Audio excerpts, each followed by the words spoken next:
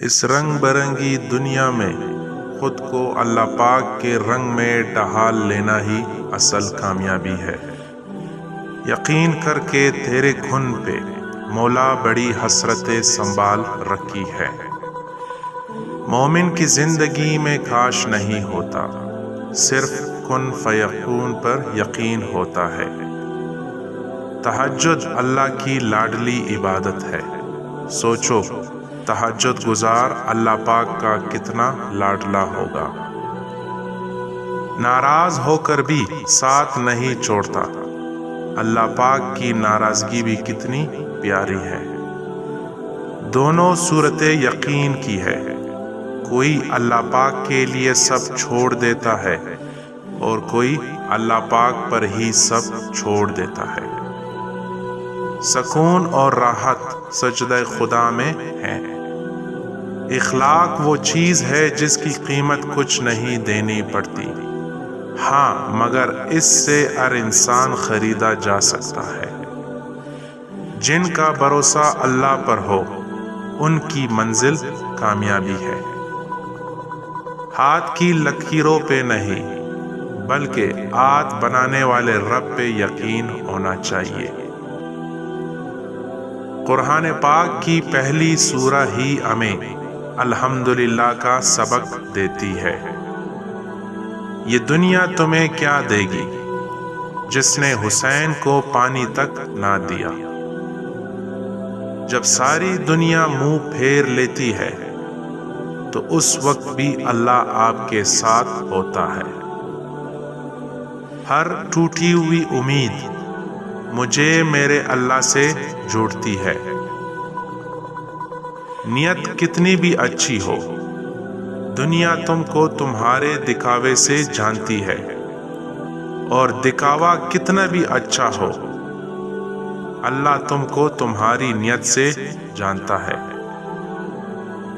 جو کسی کا برا نہیں چاہتے ان کے ساتھ کوئی برا نہیں کر سکتا، یہ میرے رب کا وعدہ ہے۔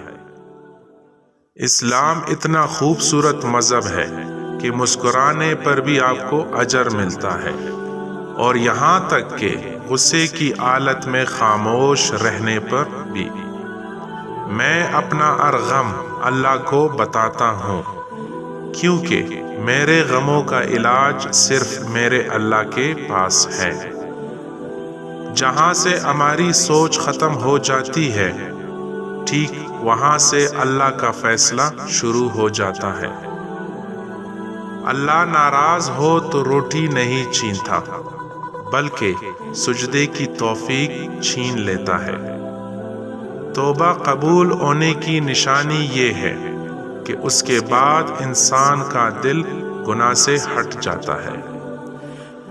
اللہ سے جب مانگو تو اپنی اوقات کے مطابق نہیں بلکہ اللہ کی شان کے مطابق مانگو۔ قرآن پڑھتے ہوئے ایسا لگتا ہے کہ جیسے وہ دلاسا دے رہا ہو کہ میں ہوں نا تمہارے ساتھ۔ گناہ پر ندامت گناہ کو مٹا دیتی ہے، نیکی پر غرور نیکی کو تباہ کر دیتی ہے۔ جو ذات رات کو درختوں پر بیٹھے پرندوں کو نیند میں گرنے نہیں دیتی، وہ ذات انسان کو کیسے بے یار و مددگار چھوڑ سکتی ہے۔ مومن بندے کی نشانی یہ ہے کہ جب اس کی موت کا وقت قریب آ جاتا ہے تو اس کے چہرے پر مسکراہٹ بھی آ جاتی ہے۔ اپنے گھروں کو مقبرے نہ بناؤ، شیطان اس گھر سے بھاگتا ہے جس گھر میں سورہ بقرہ پڑھی جاتی ہو۔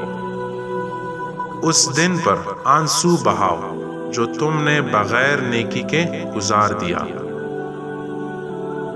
بہترین لوگ بہترین نیت رکھتے ہیں، جس کی وجہ سے اللہ تعالیٰ ان کے تمام کاموں کو سنوار دیتا ہے، اور جس کام کو رب سنوار دے اسے کوئی بندہ کیسے بگاڑ سکتا ہے۔